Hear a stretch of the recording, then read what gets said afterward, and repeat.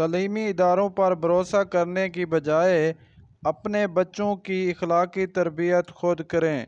میں نے بڑے اداروں میں پڑھے ہوئے لوگوں کو حد سے زیادہ بدتمیزی کرتے ہوئے دیکھا ہے۔ توڑنا نہیں جوڑنا سیکھیے، کیونکہ توڑنے والوں کی حویلیاں بھی ویران رہتی ہیں اور جوڑنے والوں کی قبریں بھی آباد رہتی ہیں۔ عورت کا وجود قدرت کی بے شمار نعمتوں میں سے افضل ترین نعمت ہے۔ یہ وہ نعمت ہے جو تمام نعمتوں کا مجموعہ ہے۔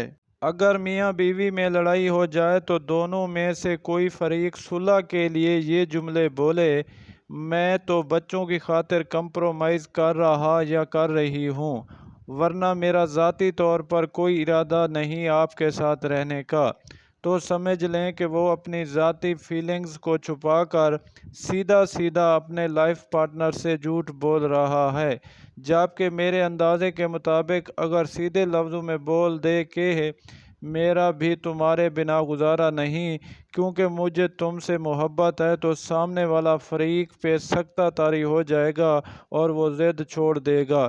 کیا خیال ہے آپ کا؟